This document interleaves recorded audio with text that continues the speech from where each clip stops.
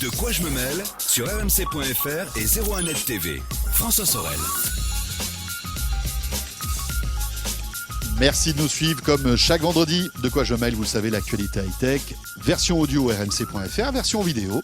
Pour tous ceux qui veulent avoir des images en plus, 01nettv.com. On va parler d'objets connectés maintenant avec Master Victor Jakimovic qui est là. Salut Victor. Salut François. Des objets connectés, on en parle régulièrement. Mais vous savez qu'aujourd'hui, on se pose plein de questions concernant la pollution de l'air alors qu'on respire à l'extérieur. On a eu un épisode de pollution très important dans la région parisienne il y a quelques jours de cela, mais aussi de l'air qu'on respire à l'intérieur. Et c'est sans doute peut-être même plus grave que ça parce que, sans le savoir, parfois à la maison, on n'aère pas assez, on n'ouvre pas assez les fenêtres et s'accumule plein de composés, en fait plein de composants qui sont dans l'air et qui sont très nocifs pour la santé. Heureusement, les nouvelles technologies et Victor Jakimovic arrive pour nous dire un maximum de choses justement sur la qualité de l'air qu'on respire à l'intérieur de la maison. Il faut savoir d'ailleurs que l'air qu'on respire à l'intérieur de la maison, il est grosso modo 5 fois plus pollué que ce qui se passe à l'extérieur. Donc, quand on dit on met en circulation alternée, etc., c'est bien sympa, oui, d'accord. Mais il faudrait mieux s'occuper d'abord de ce qui se passe chez soi. Mais premier conseil, tout bête, ouvrez régulièrement les fenêtres de votre maison et vous laissez aérer pendant quelques minutes, c'est déjà pas mal. Voilà. Alors, les composants de la pollution de l'air sont maintenant détectables avec des petits systèmes relativement pas chers, relativement simples, et tout ça étant parfaitement connecté. D'accord, c'est-à-dire que en fait, tous ces petits appareils maintenant qui arrivent, qui pullulent même, on pourrait dire, sont connectés à notre box et ont ces capteurs qui vont nous indiquer les divers degrés de pollution qu'on peut avoir dans la maison. Absolument. Sachant qu'il y a grosso modo, la pollution aérienne, il y a grosso modo 3 facteurs différents qui perturbent. Il y a ce qu'on appelle les COV, qui sont les composés organiques volatiles. C'est des produits qu'on trouve dans les solvants, dans les dégraissants, dans les dissolvants, produits de conservation, les agents de nettoyage. Ça s'appelle le formaldéhyde, ça s'appelle genre par exemple, je viens de repeindre le salon. Le trichloréthylène, c'est épouvantable. Vous êtes épouvantablement pollué. Voilà. Vous ne savez pas à quel point. Et de trucs qui sont éventuellement, des trucs à base de benzène, de toluène, j'en passe, qui sont éventuellement classés dans les matériaux, les produits dits CMR. CMR, c'est très grave. Ça veut dire cancérigène, mutagène, reprotoxique. Eh bien, dites-moi.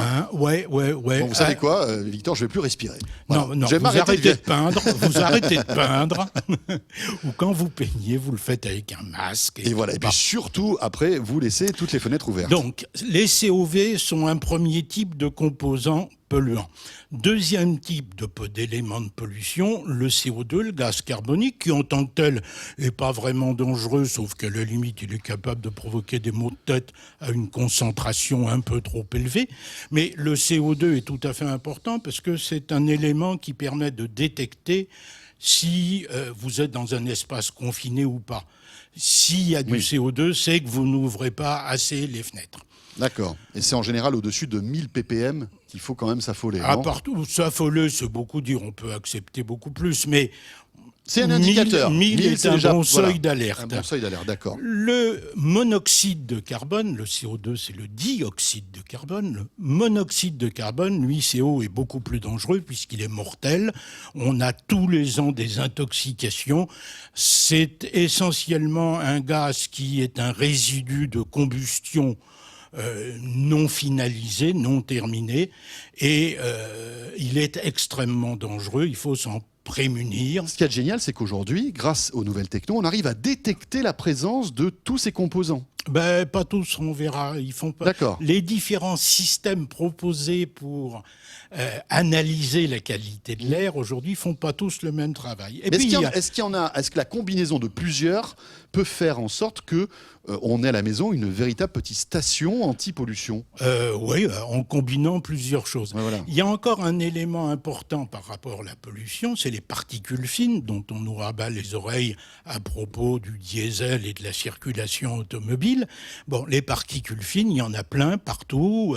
C'est des particules dont la taille est inférieure à 0,25 microns. Mais c'est ça le problème, c'est qu'ils sont tellement fins qu'ils, bon, évidemment, on les respire, On ils les vont dans les respire, poumons ils vont et dans arrivent les poumons. à traverser en fait tout le poumon pour aller dans le sang, c'est ça? Dans certains cas, si ce sont des nanoparticules, oui, D'accord. on y arrive sans aucun problème. Bon, alors voilà, là c'était un peu l'aspect scientifique que Victor nous a expliqué avec sa verve habituelle. Voilà. Bon, ça c'est fait. Merci Victor, à demain. Pas Non, tout à c'est fait. pas Je vais vous parler maintenant, je vais vous montrer maintenant les outils Et voilà, c'est ça qui est les intéressant. outils connectés qui permettent de faire. Alors, ici, j'ai amené le premier d'entre eux qui est Nest, Oui. qui ne mesure pas la pollution, pas vraiment, mais qui est un détecteur de fumée.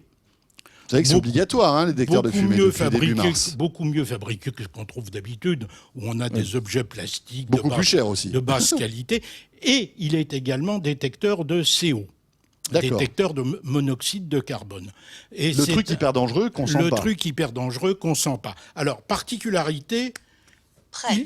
il cause. Appuyez pour commencer le test. Bonjour Madame Nest. Voilà. Voilà. Bon, je ne vais Moi, pas puis- appuyer. Je pense que ça fait du bruit. On a, C'est ouais, ça ça fait du bruit. Et puis J'ai très c'est que envie ça d'appuyer. prend un certain temps. D'accord, non, on va pas le ça faire. prend un certain temps, donc Ouais. on va arrêter. Donc, détecteur de monoxyde de carbone, En plus, il est très beau, hein. il est très beau. C'est un produit extrêmement bien fini. Il est C'était les anciennes chez Apple. hein, qui ont fait ça, hein. intelligent. Il est intelligent dans la mesure où il se contente pas brutalement de sonner, c'est du tout ou rien. Il prévient. Oui, il il parle. prévient. Il commence à dire attention. Alors, par exemple, dans le cadre du CO, du monoxyde de carbone, il se met à clignoter en jaune et il dit, je cite, attention, il y a du monoxyde de carbone dans. On lui a affecté une Oui, pièce dans la chambre, par dans exemple. la chambre, il le dit. Et il dit cela si on reste à 70 ppm, particules par million, D'accord.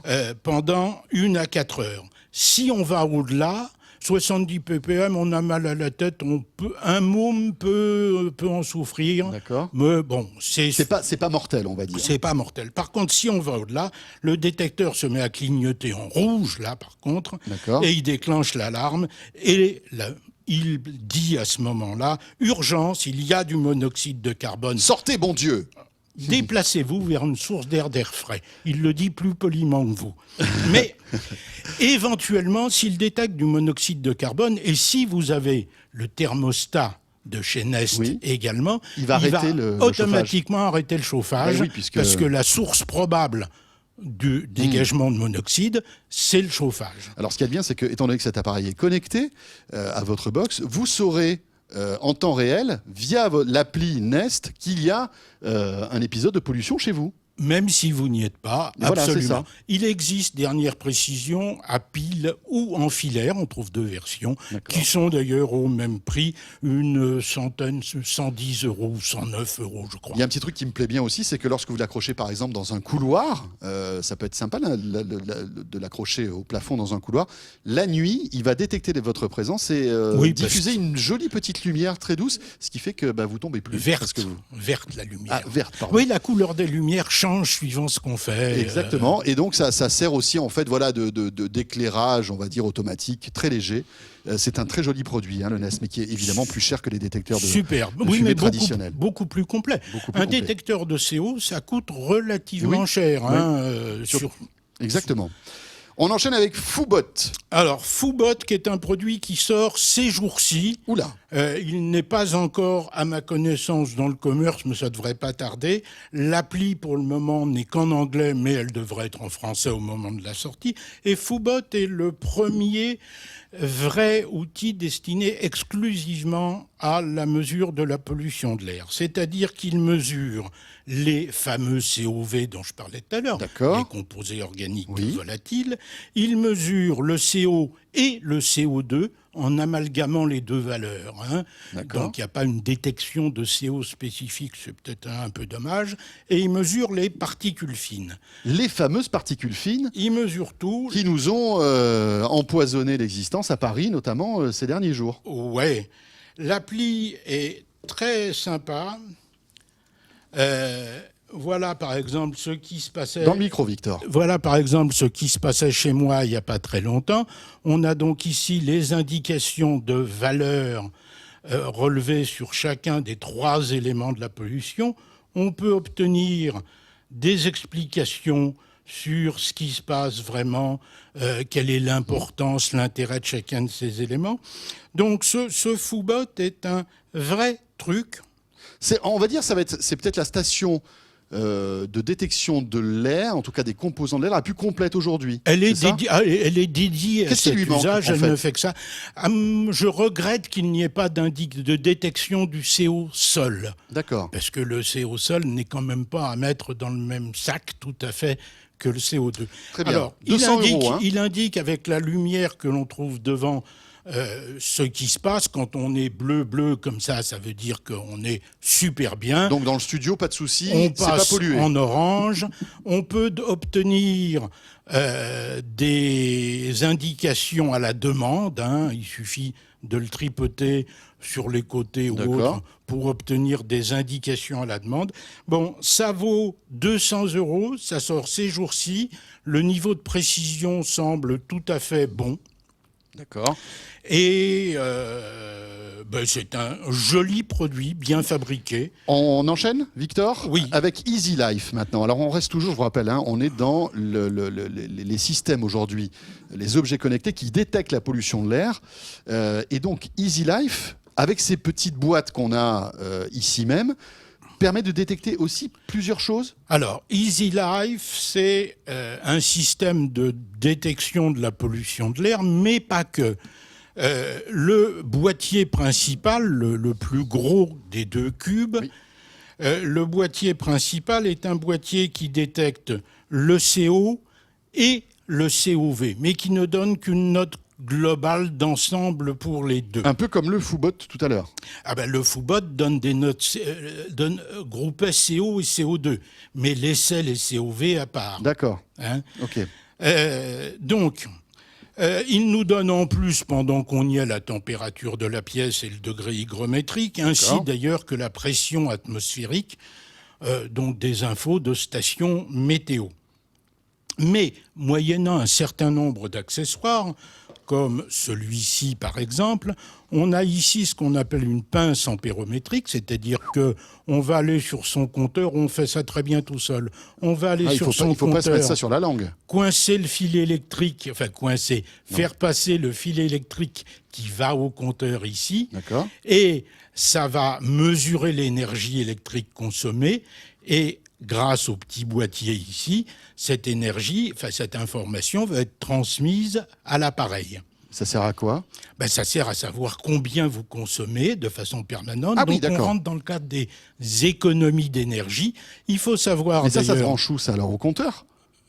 Ça se branche sur le fil qui va au compteur, sur le fil électrique qui va au compteur. Ah oui, donc il faut bricoler un peu quand même. Non, pas du tout. Non, alors ça, c'est hyper simple. Il faut bricoler si vous allez plus loin vers les systèmes de mesure de consommation d'eau qui existent également chez eux. On peut mesurer aussi la consommation d'eau. Avec des accessoires qui vont bien, on peut mesurer la consommation d'eau, la consommation de gaz. Il se relie aussi à des détecteurs de fumée parce que Easy Life, le cube là, peut apprendre la sonnerie de vos différentes alarmes.